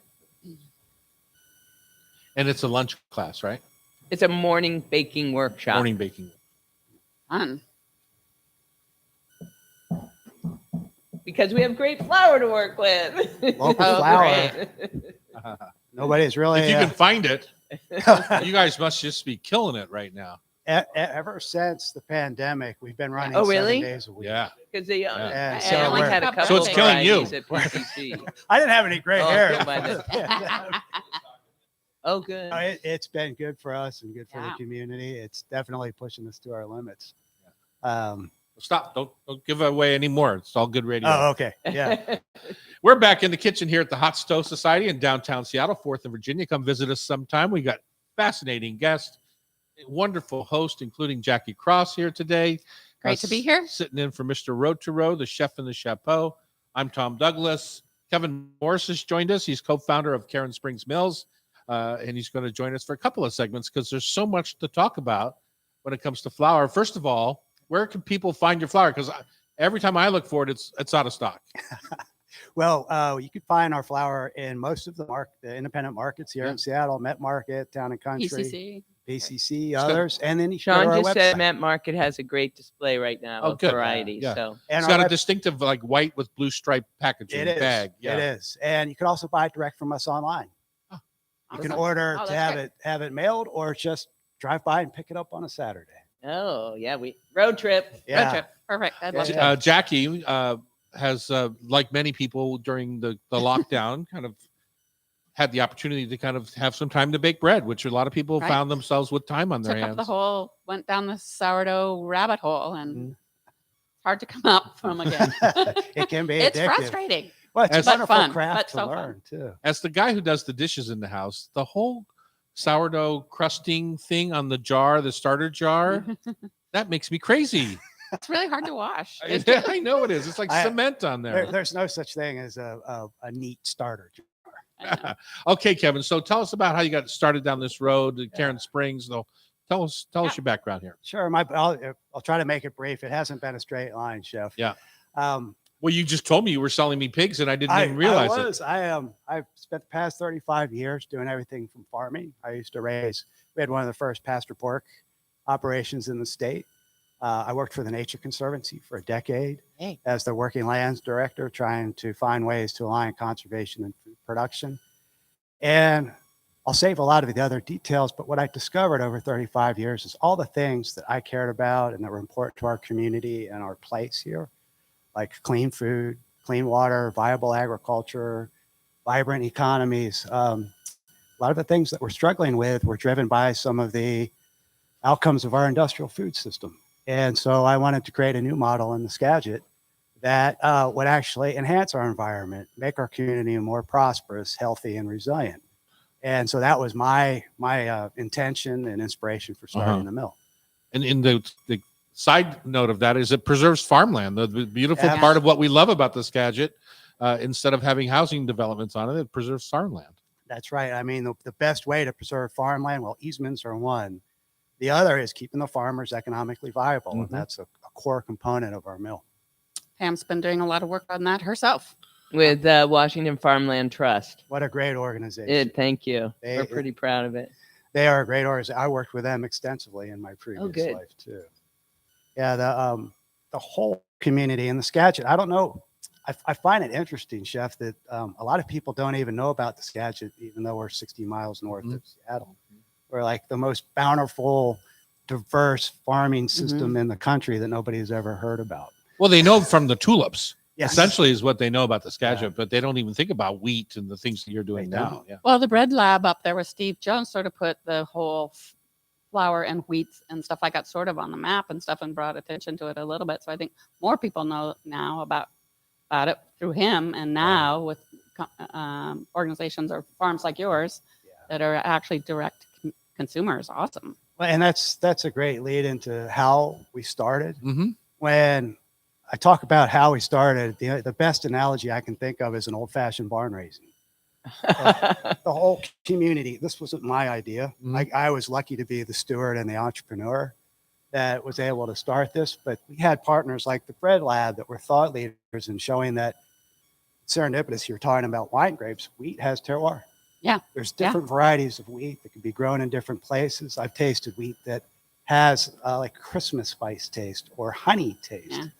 And so the Bread Lab put a huge amount of thought and energy into the concept. The Port of Skagit decided to invest in value-added agriculture infrastructure. The farmers were growing these non-commodity grains that we Right. mill before we even had money to pay them. Yeah, there was lots of indigenous wheat varieties for a while and stuff, and then everyone moved to the no-till or to the commercial Yeah. giant farms and stuff like that, and they went to more commercially viable wheats, and we kind of lost these beautiful native wheats that we used to have. Yeah, and the Bread Lab takes all those good things of the native and the modern hybrids, because we have to meet a lot of criteria to be successful. It has to yield for the farmer, have good Yeah. disease resistance, and then it has to mill and bake well. And what most people don't know, over the past 100 years, we've never really selected grains that go into those commodity systems for things other than yield and protein. And so flavor. And yield we understand, but why protein? Protein is something that indicates strength Yeah. in the flour, so it can withstand The rise, right? Or the rise, holding in the gases to give your bread that great spring, and also in the more modern times, the mechanical manipulation of the flour and dough. And so we've gone back in time a little bit and actually look at things like flavor. When we, Who knew? when we- Who knew that you should be considering it from the flavor angle? And so, I mean, really, think about what flour's been like for 100 years. You've had chocolate and vanilla as a baker or chef. Now we have a which palette. is whole wheat and white, right? Right. Yeah. Right. Now we have a palette of flavors, Yeah. all these different varietals. And it's been a revelation to a lot of our customers, and myself included. My Nonna, forgive me, Nonna, my Italian, I thought her bread and pizza was the best growing up. But when I tasted bread baked at the Bread Lab and by some of our customers, I was blown away by the flavor difference. So I'm the biggest convert.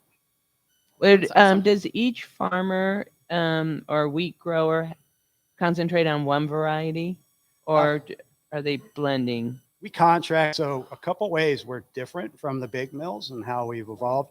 We source directly from the farm. We source directly from the farmer for those individual identity preserved grains. One farmer might grow 2 or 3 different varietals, Okay. but the way we store them, mill them, and then bag them, they're all the identity preserved grains, which is very different from the commodity wheats. So what we're seeing on the packaging is identifying the varietal. Yes, just like specialty coffee or chocolates.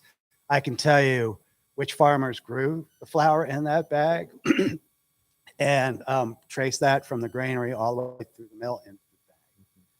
Yeah, keeping them Awesome. separate must be Yeah. costly and labor intensive. It is mostly because the commodity infrastructure that's in place is massive, and they really don't worry about separation and Right. traceability. You know, the biggest mill in this country makes 5 million pounds of flour in one day.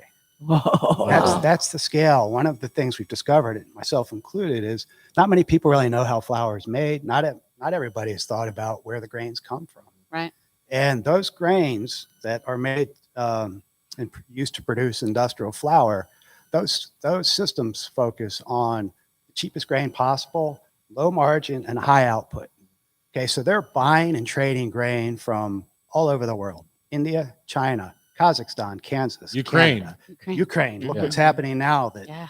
these global supply chains are breaking down.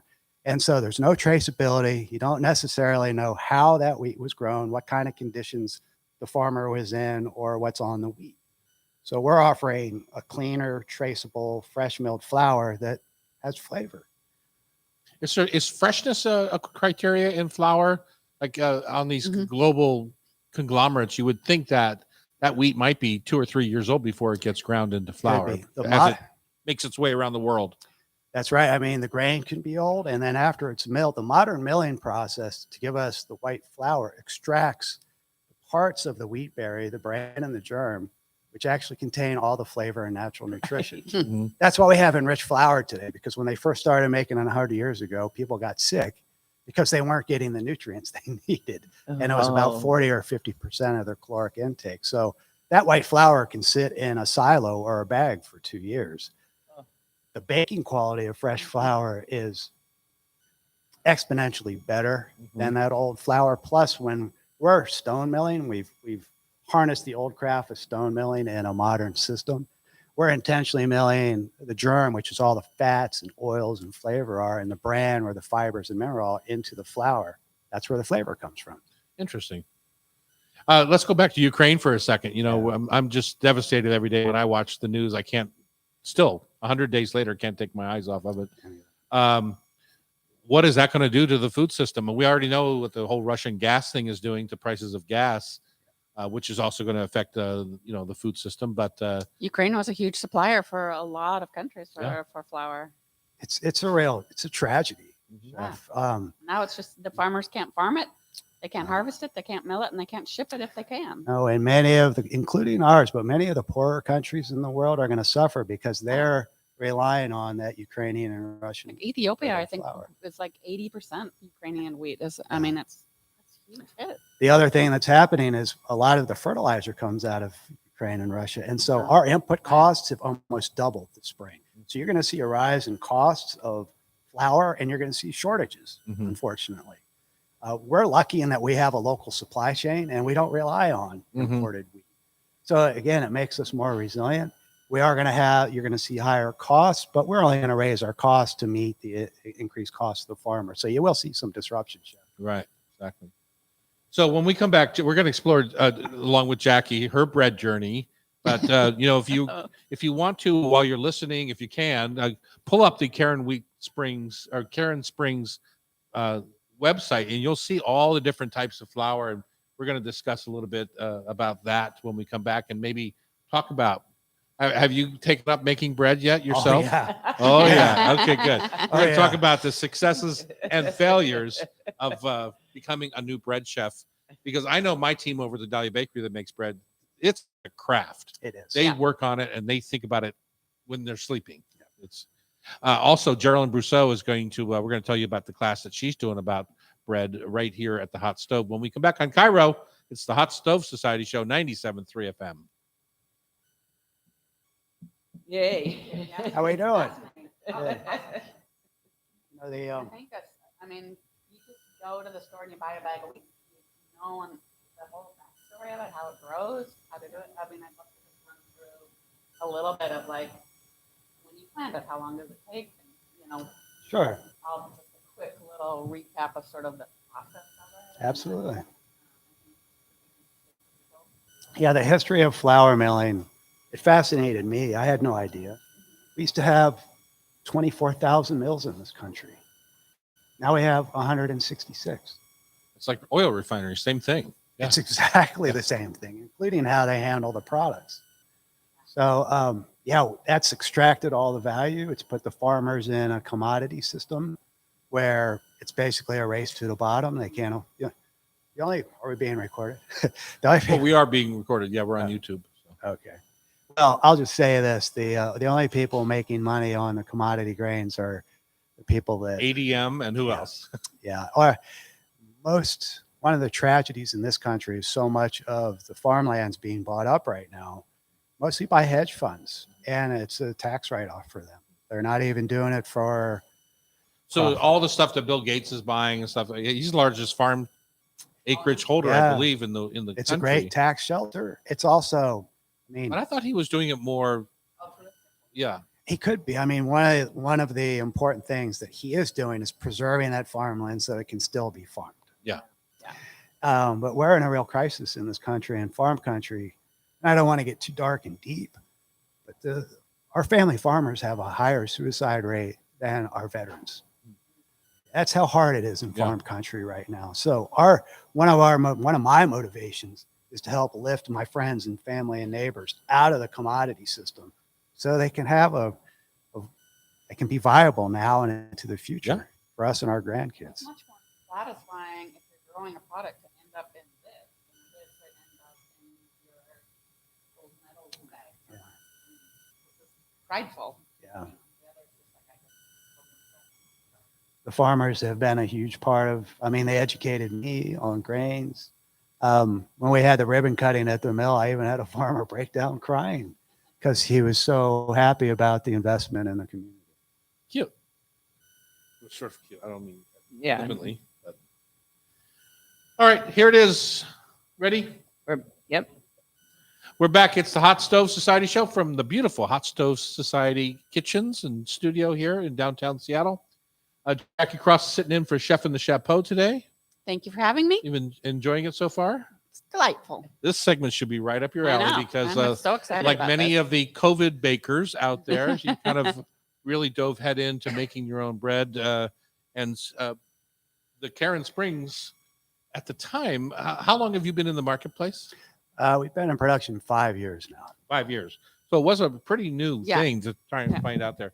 Kevin Morse is the co-founder of Cairnspring Mills, and you're up in the Skagit Valley. And we talked in the last segment about preserving the way of life for farmers, both in with what Pam does with what is the conservation group? Washington Farmland Trust. Yeah. Saving And farmland. saving Yes. farmland, and what you're So doing important. by actually making farming viable enough that people can make a real living instead of just, as you called it. Giving an outlet to small farmers so they don't have to sell to commodity Yeah. mills it's awesome. and stuff like that. It's amazing. So when I look on your website, Cairnspring Mills, and that's CAIRN Spring Mills, Cairnspring Mills, you have lots of different flours on We there. do. And that's the unique in itself, is to be able to choose as a bread baker a profile that really suits you, right? And Yes. you also have on your website a list for best four, because nobody really knows outside of using all-purpose flour or 100% durum for, say, Right. making pasta or whatever. Nobody really knows the difference in these wheats.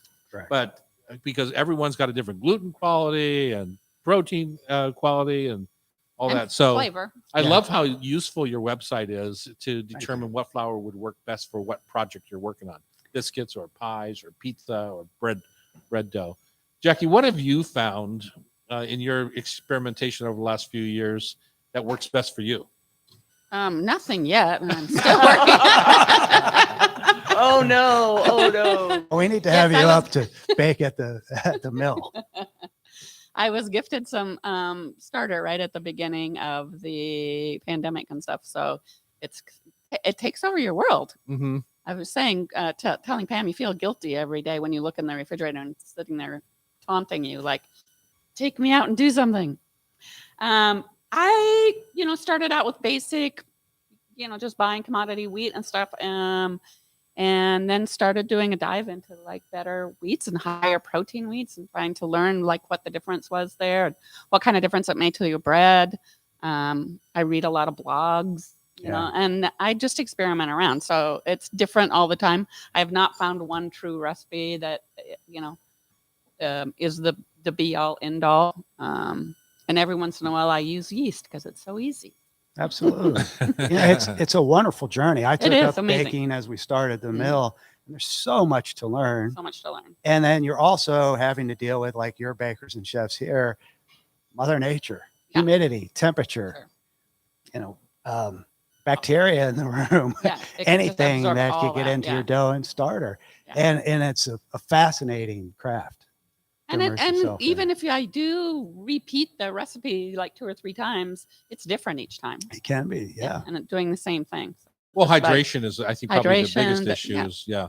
So give people some shortcuts. So, the people want to get started right now. What are some things you've learned that you say, don't do this? Hmm. I think that doing the slow, a little bit cooler rise gives you so much more flavor. And I think that when I first started out, it was all about trying to get it jump started and get it going a little bit quicker. But it's really, to do good sourdough bread, it takes a couple days and you have to put the time in. A lot of it is off hands. You're not doing it anything with it other than watching it rise slowly or putting it in the refrigerator to continue for a couple of days and stuff. But I don't know. How about you? You said you were becoming a bread baker through this. I don't know if I could ever call bread baking easy. I would just say a couple things. Get your hands in the dough. Yeah, feel. Don't always rely on your mechanical mixer, so you get a sense of how the dough feels when you're mixing it and what it feels like when it's ready to actually shape or bake. And that's half the fun of the journey. Mhm. And don't be afraid to fail. We're Mhm. all going to fail. So just dive in and have fun with it. And It's still going to be edible. Yeah. It's still going to And be I- something. and- It might not spring up to great heights, but it's still And the naturally leavened versus yeasted, Mhm. Yeasted is easier for sure. Yeasted is And easier, if you but- don't have as much time Yeah. in your day to do the naturally leavened sourdough type breads, dive into the yeasted ones and it'll still give you a great experience. And then you can start playing with a starter. for sure. So Yeah. naturally leavened, are you talking about wild yeast in the air Yes. or are you talking about a sourdough starter? Yeah, the wild yeast in the air, that's sourdough starter and natural leavening are similar. Yeah. And that you're taking flour and water, exposing it to the environment, and it starts to colonize the yeast that are in the air, which could be different any place you go, Mhm. which also adds to the flavor, Flavor of it. and the fermentation time and the speed at which your starter. So that brings out more flavor and unlocks more of the natural nutrition Mhm. of the flour and grains when you bake that way. So that's why you see so much of that trend catching on now. And it also makes the bread more digestible. Right. Yeah. It's much, I mean, people that are gluten intolerant and stuff can often eat sourdough breads and stuff without as much problem, and just because of the natural yeast and leaven and stuff in it. That's right. It breaks down the Mhm. proteins and the Mhm. gluten Mhm. more, It's easier. and releases more of that nutrition as well.